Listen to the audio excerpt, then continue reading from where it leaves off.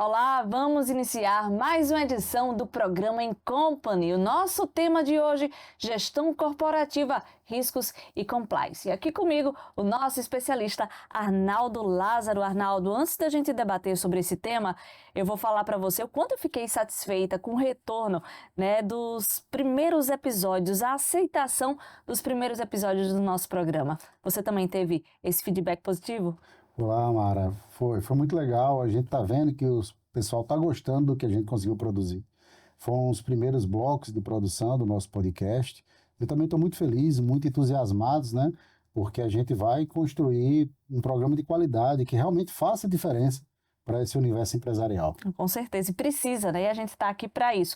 Eu, para aprender, como jornalista, para aprender um pouco, do mundo empresarial, com Arnaldo Lázaro, que sempre passa muitas informações com qualidade e precisas, que com certeza vão favorecer o seu negócio. Inclusive, eu peço para você que está acompanhando a gente, está vendo esse episódio? Então, se inscreve no nosso canal In Company, viu? Não se esqueça. Mas agora a gente vai falar sobre conteúdo, sobre gestão, governança, riscos e compliance, que faz parte tudo aí da gestão empresarial. São 3 temas em um que as empresas precisam ter.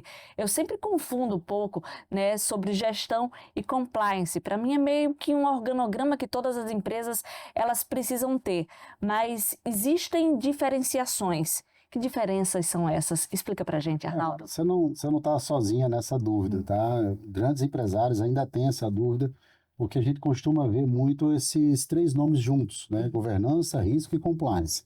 Mas são 3 coisas distintas, mas eu costumo dizer que é aquela regra do estar contido, A governança corporativa é o todo e o risco e o compliance está contido na governança corporativa. Então, a governança corporativa é uma forma de você conduzir a empresa para que ela respeite as regras do mercado. Então, o investidor, o acionista, ele precisa ter acesso a informações de qualidade, a que sua empresa seja transparente, que a sua empresa ela seja pautada por decisões técnicas, que não haja ingerência da vontade do dono, e sim do projeto da companhia. Então, todo ano uma empresa faz seu planejamento e mostra qual o caminho ela quer seguir. Então, é tirar um pouco da pessoalidade daquele dono de empresa e transformar uma empresa que é conduzida por uma gestão de um colegiado. Então, isso, em linhas gerais, podemos dizer assim, é a governança corporativa, baseada em decisões de colegiado. Algumas empresas montam conselhos de administração, empresas maiores, empresas robustas, e outras montam apenas um conselho deliberativo, para ouvir opiniões dos diretores, de alguns consultores externos, mas a ideia é tomar decisões em cima de um conselho e não de uma única pessoa. A governança sempre antecede o compliance ou não? Não tem um regramento básico, tá? Mas assim, primeiro a gente olha o todo que é a governança, e aí você vai segmentando esses modelos de gestão. Risco é muito fácil ser compreendido, você tem que analisar riscos. E para analisar risco, você precisa criar uma metodologia, que é a metodologia internacional que o mercado conhece, é a matriz de risco, que você tem a probabilidade versus o impacto. Então, quando você cruza esses 2 vértices, você identifica, você consegue mensurar o risco que você está avaliando. Compliance é a forma de você encarar a empresa de uma maneira íntegra. Então, traz um conhecimento lá dos Estados Unidos, de um processo de corrupção que as empresas americanas passaram, e aí veio para o Brasil com essa veia muito da integridade, naquela época do combate à corrupção, da Operação Lava Jato. Então, hoje o compliance a gente pode dizer que é um mecanismo de combate aos ilícitos, seja ele uma corrupção, seja ele um desvio empresarial qualquer. E aí você traz para esse sistema de integridade inteligência de análise de risco, você precisa criar um canal de denúncia, você precisa tratar as informações sobre a ótica da governança. Então, realmente, esses 3 temas, eles se conversam, eles estão interligados. E são nomes da moda, mas o que precisa saber, de fato, é executar. Implementar é a parte mais fácil. Executar e manter um programa desse vivo na empresa é o mais desafiador. Por quê, Arnaldo? Por que é Porque, tão desafiador manter? porque demanda investimento, primeiro ponto. Segundo, demanda tempo. E o terceiro, pessoas. Então, não é para qualquer empresa, né? O mercado começou a querer pulverizar muito, tornar um produto de varejo. Qualquer empresa pode ter compliance, riscos e governança, e não é bem assim. Então, não é qualquer empresa que tem governança e compliance? Não porque não é que não possa ter, mas ele não consegue manter, porque é caro, né? É um investimento alto. Você contratar profissionais bem qualificados para tocar um programa desse, de analisar risco, de analisar denúncias que são feitas através de um canal de denúncia, demanda profissionais bem qualificados. E esses profissionais são caros, né? Então você não pega uma empresa que tem um faturamento abaixo de 10 milhões que consiga fazer um programa desse vivo, né? Perene.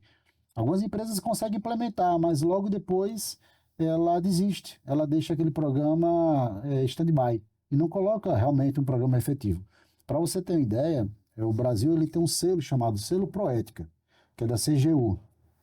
Agora, na última edição de 2023, apenas 83 empresas conseguiu chegar à conclusão do projeto e ter esse selo, que não é um certificado, mas é um selo que aquela empresa passou por um crivo do governo federal e tá de acordo com um programa de integridade. 83 empresas no cenário nacional.